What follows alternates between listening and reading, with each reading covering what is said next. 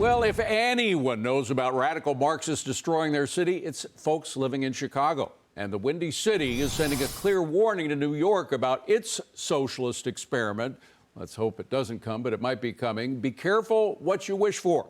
But as Democrats decide whether they want Zohran Mamdani or AOC as the face of their party, even CNN has to admit that Trump is on a roll. Watch. I can't think of a more influential president during this century, and it starts here with tariffs. He said he was going to raise tariffs, and despite the claims otherwise, he is in fact doing that. The other big thing that Trump ran on, right, was immigration. We may be dealing with, get this, negative net migration to the United States in 2025. That would be the first time there is negative net migration in this country in at least 50 years. David, let me first talk about socialism, because it's nothing to kid around about. I mean, this is a very serious subject. 6 years ago, I had the great economist Thomas Sowell on Fox, and I asked him a question. Tom Sowell had been a Marxist, but he allowed the facts of what had happened in Marxist and socialist countries to change his mind. I asked him if Americans had to live through socialism just to see how bad it is. He surprised me, shocked me. He said, I do have a great fear that in the long run, we may not make it. I hate to say that. The one thing that keeps me from being despairing is that we don't know. There are so many things that we can't possibly know. And so we may make it, but I wouldn't bet on it. Would you?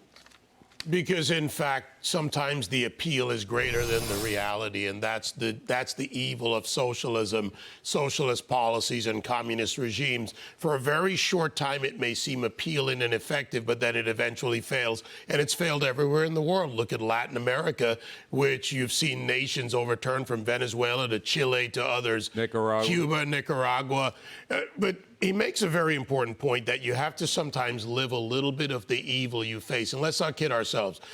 Brandon Johnson spoke at the Socialist Conference in 2013 as policy director of the Chicago Teachers Union. Michelle Wu comes out of the Chicago Socialists. The Democratic Socialists started, or the Socialists really started, in the 1920s in Chicago. They were formed. The party was formed. The movement was formed there in 20 and 21, I believe. All of this has the roots that have grown us to where we are. You look at Zohran Mamdani, you look at Omar Fateh in Minneapolis. They all have this appeal. They do sell envy, right? You should be envious of someone. And Thomas Sowell is right. Sometimes people have to see it. They have to live it. And in a sense, the great thing about America is we have enough diversity in this country of thought that we might actually recognize the threat. I got to say, Jackie, the thing that makes me more nervous than ever is the lack of education about what has happened in socialism. So glad and that's why there are so many young people that are drawn to the socialist temptation, because they haven't been taught how terribly it's worked out in reality. They haven't been taught, and also you think of a candidate like this in New York City. Brian went out and talked to people in Washington Square Park, I believe it was, or it was downtown by NYU, and a lot of these people didn't even understand policy-wise what they were voting for. They were enamored with him in that he wasn't somebody else. He wasn't the opposition, but they didn't really understand what could happen if he became the mayor of New York City. Let's talk about some of these poll numbers from Zenith Research. In the entire race with all the candidates who are running in, he would have roughly a 50% chance. That's how he's polling right now. But what's more troubling is that he'd get 55%, Mamdani, if, what is this? If Cuomo dropped, if there was no Cuomo in the race, he'd get 55%. If there was no Adams in the race, he'd get 51%. If it was head-to-head Mamdani versus Adams, he'd still win 59%. If it was head-to-head Mamdani versus Cuomo, Mamdani would get 52% of the vote. So what that data is telling me is that there's nobody on the other side that is being presented in a way that can relate to people and make them feel like, hey, like Trump did. He did this. I've got your back. I'm going to fix things for you. I'm going to fix them the right way without going down a path that, David, to your point, in all these countries, the young people vote for this, and then once you have it, it's too late to be able to go back. But now you have Democrats banding together, saying anybody but Mamdani, and they have these super PACs, and they're trying to raise enough money to find the best candidate to get him out. And it could be any candidate, just not him. And they're singing they keep telling people, you raise the minimum wage to these astronomical $30 by the year 2030.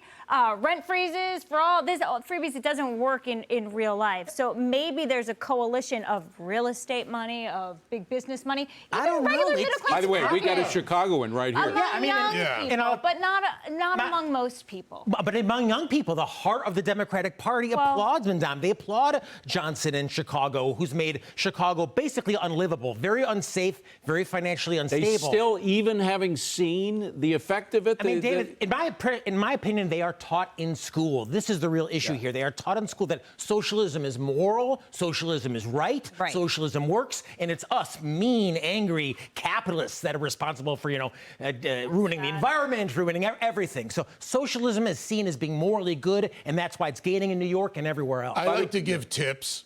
Read about the Long March, which is a socialist strategy. We hear about Alinsky and others. The Long March is to get into the institutions, to teach the children, to guide people so they believe a certain way. And you'll realize that Chicago, beginning in the 20s, was exactly where this started. Well, and I went to Northwestern University Graduate School to become a teacher, and I was surrounded by people who were teaching the teachers what to teach. There was no message about socialism being bad, and there were a lot of messages about capitalism being bad. I mean, Road to Serfdom, another great book about, it was written during the Second World War by Nobel Prize-winning economist von Hayek, and it's a terrific book. It changed a lot of people's lives. That is nowhere to be seen on the syllabus of most of these colleges. In real life, I'd like to think Brandon Johnson's approval numbers are so low. What are they? Like one poll had him at 6%. Because people in Chicago realize this formula is not working. Instead of fixing problems, he just explores all this money for the root cause of the problem. Right. We got a lot. We could talk for hours about this.